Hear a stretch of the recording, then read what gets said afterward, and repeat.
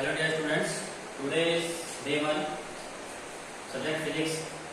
आज हम चैप्टर्स और यूनिट्स को स्टार्ट करने से पहले यह देखेंगे कि वर्ष भर हम किन की यूनिट्स अध्यायों को पढ़ेंगे और कौन कौन से उसके अंतर्गत चैप्टर्स होंगे जिनका अध्ययन हम वर्ष भर करेंगे।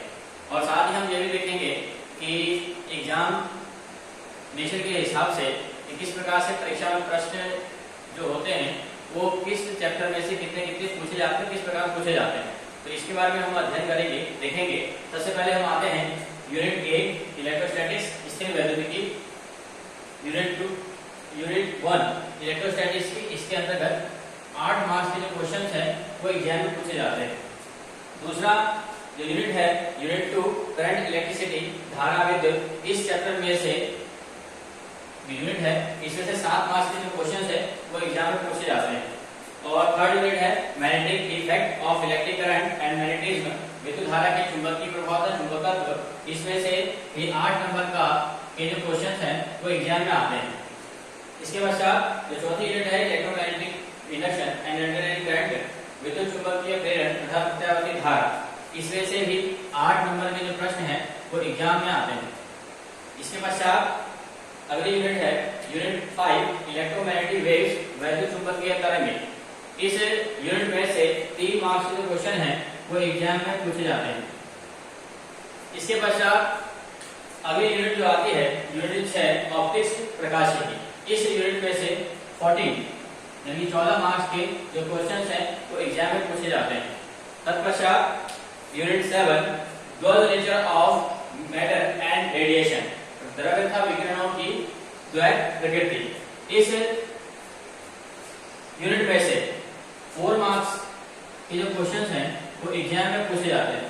अगला जो यूनिट है यूनिट 8 एटम्स एंड न्यूक्लियस, परमाणु तथा नाभिक, इसमें से 6 मार्क्स के क्वेश्चंस एग्जाम में आएंगे। और अगली यूनिट है यूनिट 9 इलेक्ट्रॉनिक डिवाइसेस, इलेक्ट्रॉनिक युक्तियां, इसमें से भी 7 मार्क्स के जो प्रश्न हैं वो एग्जाम से आएंगे। और इसके बाद हम देखते हैं यूनिट 10 कम्युनिकेशन सिस्टम, संचार व्यवस्था, इसमें से 5 मार्क्स के क्वेश्चन हैं वो एग्जाम में पूछे जाते हैं।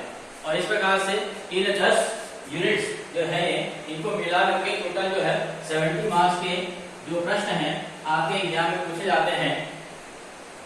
और इन्हीं यूनिट के अंतर्गत से आपको क्वेश्चंस को अटेम्प्ट करना होता है और वर्ष भर जो तैयारी आप करेंगे वो इन्हीं यूनिट्स की सहायता से करेंगे।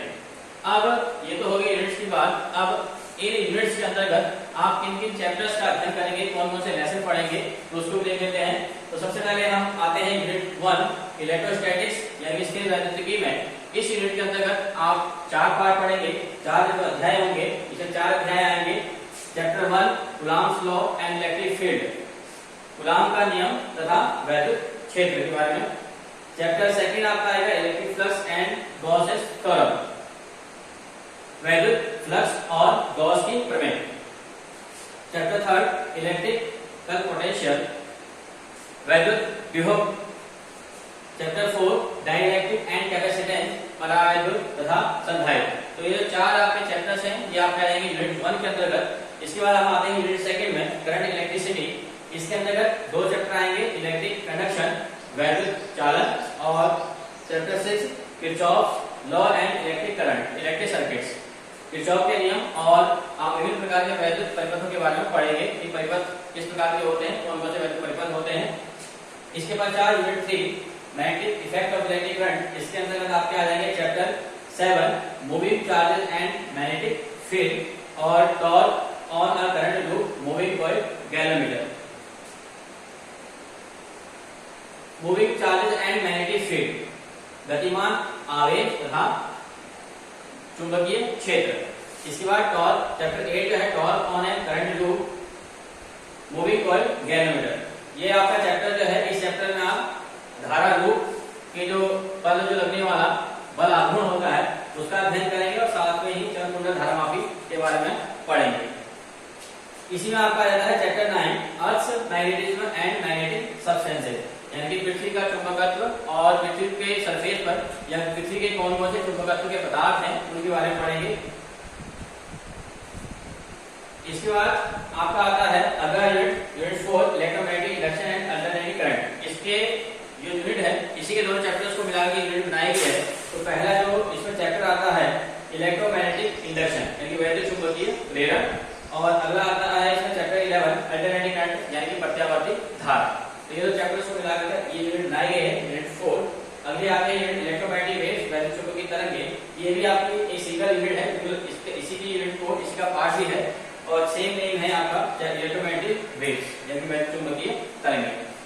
इसके बाद हम आते हैं ऑप्टिक्स के ऊपर।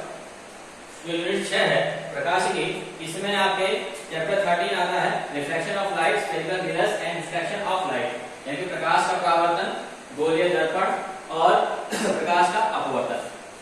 इसके बाद चैप्टर 14 इस यूनिट ऑप्टिक्स में आता है reflection of light at spherical surfaces lenses यानी कि जो स्फेरिकल सरफेसेस होते हैं, जो गोलीय पृष्ठ होते हैं, उन पृष्ठों से प्रकाश का अपवर्तन कैसे होता है।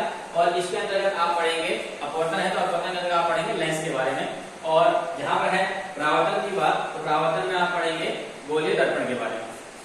इसके बाद आपका आता है chapter 15 reflection of and dispersion of light through prism यानी कि किसी प्रिज्म से जब प्रकाश गुजरता है तो उसका अपवर्तन और विक्षेपण प्रकाश का किस प्रकार से होता है, इसको आप इस चैप्टर के अंदर पढ़ेंगे।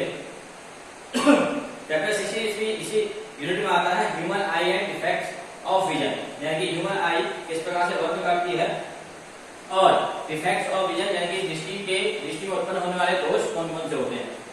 इसी में चैप्टर 17 आता है टेलीस्कोप एंड माइक्रोस्कोप यानी कि दूरदर्शी और सूक्ष्मदर्शी। अगला इसमें आता है chapter 18 nature of light and Huygens principle यानी कि प्रकाश की प्रकृति कैसी होती है, और हाइगेंस का जो सिद्धांत है वो प्रकाश की प्रकृति की व्याख्या किस प्रकार से करता है।